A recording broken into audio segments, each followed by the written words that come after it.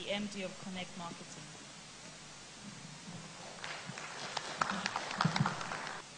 Good afternoon, ladies and gentlemen. I'm sure the slides will come up in a minute. The first speaker said, this seems like a church. I'm almost tempted to say praise the Lord, just to start. But so we have the slide. I'm taking the topic from a slightly different perspective. My background is marketing, and therefore I'm looking at it from a marketing point of view. I'm looking at cost marketing and sponsorships and trying to connect the dots and looking at the linkages and the opportunities that exist between those two. The reason I'm doing that is to sort of look at cost marketing, which is a subset of CSR, as it were, and to look at it as CSR light, if you would permit me to use those terms. And I'll explain in a few minutes why I say that. The background that I come from is a background where you are trained to look for opportunities in the market, to look for consumers that would buy a service or product based on the opportunity that you see, and then to put a product or service idea together and take it to the market profitably and to sell. Therefore, the idea of CSR, as it were, and the long-term benefits seem to be a bit more difficult to sell in that context, especially working with organizations where we all know are clearly compartmentalized. We work in organizations that are divided into different departments and that tend to think in that same way and same manner. So sometimes it is difficult to get to the top of the organization at the strategic level where the CEO is thinking across board and thinking for the entire organization in terms of the impact from a long-term point of view. Each segment or each department has specific objectives, and therefore what seemed to have been developed to address that is this idea of cost marketing. The first slide, which we just saw, showed the picture of one of the very strong cost marketing campaigns I've seen in the past few years. It's coming from the stable of Standard Chartered Bank.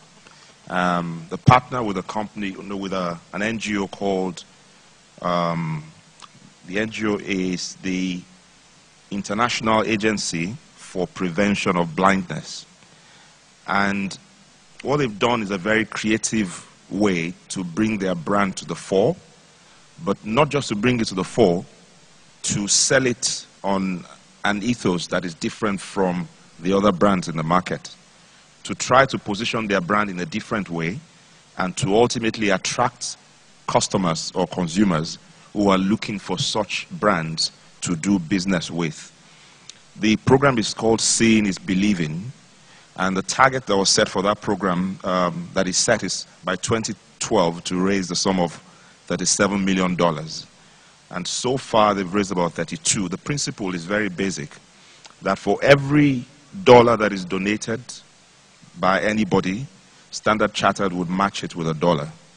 And the program is very, very large, very international. There are some examples of intervention in Nigeria, around the Kwara area, where you have some incidents of preventable blindness.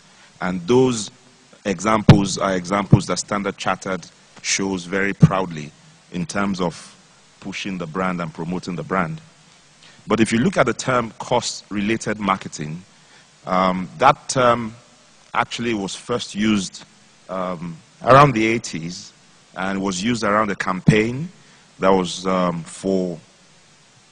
developed for American Express.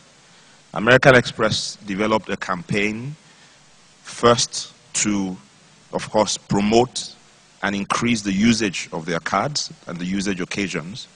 But beyond that, they looked for a cost. They looked for something that a lot of Americans doing some research believed in. And they centered in on the Statute of Liberty, which around that time had some issues from a structural point of view. So this massive campaign was launched and was pushing the general public donate to a makeover of the Statute of Liberty. And how can you do that? Anytime you used your American Express card, a certain amount will be paid to this renovation project. And at the end of the campaign, the results were very clear. They raised over $1.7 million for the fund, and usage rose by 27%, and new card applications rose by 45%. Now, this is the kind of language that marketing people understand. It's a bit more difficult to sell the long-term impact that CSR has on an organization, especially when you're talking to a marketing manager who has very, very present now targets that he has to meet before the next quarter.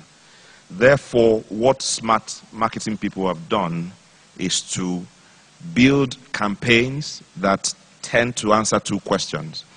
One is, fulfills my objectives from my marketing point of view, and secondly is that it is contributing something to the society in the long term, which we all believe in. One of such campaigns, just bringing it home, was, I think it was last year, there was an InterSwitch campaign in this market, which was meant to drive the use of the ATM card, the InterSwitch ATM cards. So if you use a card, you would be donating a certain amount to a cause, which is based in Lagos. I don't have access to the results, but I can predict that the results may not have been as successful. The reason being that I'm sure that if I took a poll in this room, 90% of the people in this room who live in Lagos probably didn't hear about that campaign. Unfortunately,